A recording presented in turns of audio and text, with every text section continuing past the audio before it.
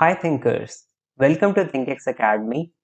In this tutorial, we are going to study what is the difference between call by value and call by reference, right? So this is a very important topic and also very important because references are used in C++ programming also, which is basically used using pointers, which is basically implemented using pointers. So it comes a confusion of how we can actually use call by reference in Java because we do not have pointers. Well, we do have references, we can use them to call by reference. So we will also understand what is the difference between these two, which is the technique called by value and called by reference, and we will see the difference. So let's start now. First of all, I will quickly create a class student, and this class has two variables. One is marks and the second one is the roll number. The next thing I'm going to do is I'm going to create the constructors. I will create a constructor here. As you can see, this is a student constructor. I will pass the marks and roll number, and it is going to assign the marks and roll number to the object that is going to call this, right? So now let's create an object of this class student. Let's call it as student1 or st1. We know that we will have to use the new operator to create an instance of this object.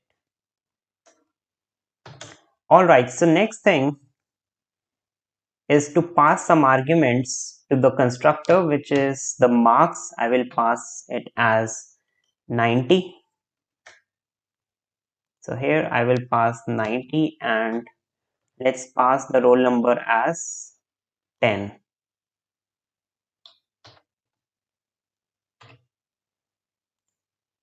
It will be 90 comma 10.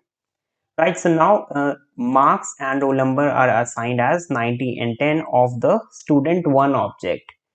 Right, so now what I'm going to show you, that st1, if I want to display the marks of st1, I can do this by using a, okay, let's call a system out student1 dot marks, right? So if I will call the marks of the student 1, it will just display the marks of the student, which is 90, and you can see that in the console.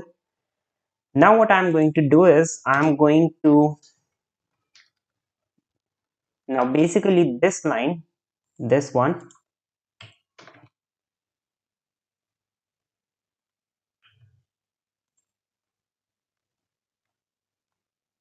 this line here is basically known as object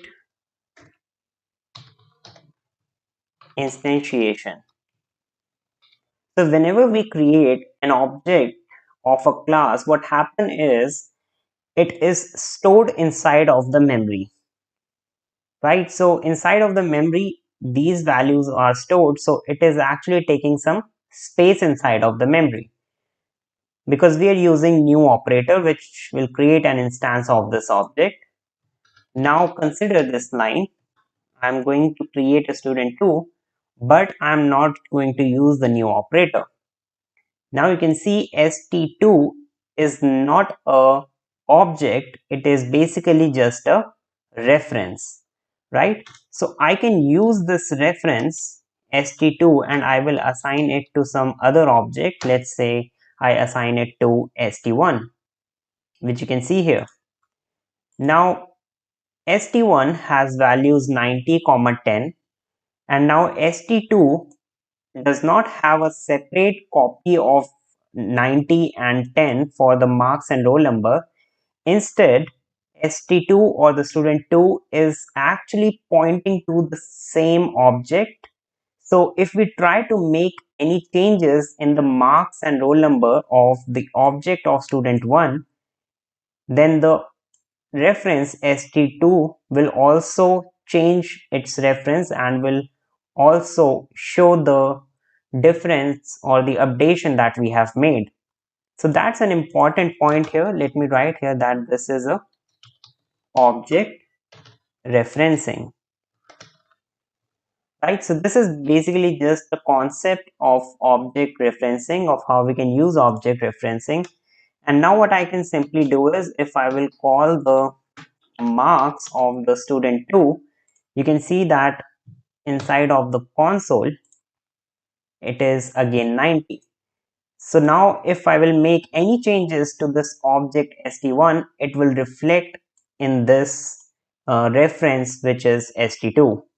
So it is very important to use references, because if we want to make any changes to the original object, we can actually do it using an object reference. So now we are going to study what is call by value and call by reference, because now we actually know how to create a object reference. Now what I'm going to do here is, in the class function, I'm going to create a function which is update function, and this function will not do anything, but it does updation. So now instead of all of this, what I'm going to do is, I will have to pass the marks of the student 1 to this update function, and I will have to update the marks of the student 1 from 90 to 100, right? So I will have to add 10 to the marks. So one simple strategy is to call the student, use the student object and call the update function. And since we want to update the marks, we can actually pass st1 dot marks, which basically is passed to this. So we will have to change the arguments, let's say n, and now let's update the value of n by incrementing it by 10. So here you can see I am in this line, I am passing the marks of the student 1 to the update function, and this marks is 90. You can see the value is 90. So 90 is stored inside this value int n, right? So n has a separate copy. This is an important line. N has a separate copy of this marks, and n equals to 90 is a separate variable which has a separate memory stack, and this st1 dot marks is also equal to 90. So if you will make any changes to this variable n, it won't reflect in the marks of the student 1, and this is known as call by value, because we are calling this marks by just the value. If we want to make some changes inside of this marks of the student 1, we will have to use the object reference. Now how we can do that is very simple. Since we already know we can pass the reference to the object, let's say I'm going to pass st2. I'm creating, alright, so let's pass the object st1, and in this update function you can see I'm passing st1, and now what I'm going to do is I'm going to store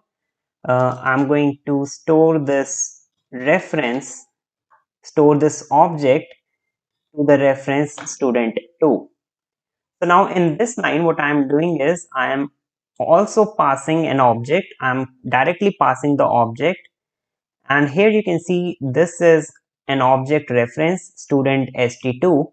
So when I will use st1, when I will pass this object, what it does is the student st2, which is an object reference, will point to the marks and roll number of student 1. So if we want to make any changes to the student 1, we can actually do this by using this reference st2 dot marks, and here I can just do the updation n equals to 10. So now in this case we are using call by reference, because we are calling the marks of the student 1 by using an object reference, which is the student 2 or st2. So in this case, if I will try to print the value, you can see it will update this value of n by 10. So we will also have to display this value. So I will just display the value of st1 dot marks, right? So since this function is passing the object and this reference st2 is pointing to this object, and here in this line we are actually changing the marks of the student 1 using the reference st2. If I will try to print the value of st1 dot marks, it will not show me 90, but it will show me 90 plus 10, which is 100. So now if I will run this, you will be able to see 100 on the output screen. So this is a very important concept where we should have a good knowledge of how JVM works behind the scenes. In this case, we are creating an object which is stored inside a memory, and in this case, we are actually using the object reference which is pointing to the original object. So if you want to make any changes to this object which has some properties, if you want to make any changes to that properties, you can just use this reference, and that's how we do call by reference and call by value. So that's all for this tutorial. Thanks for watching.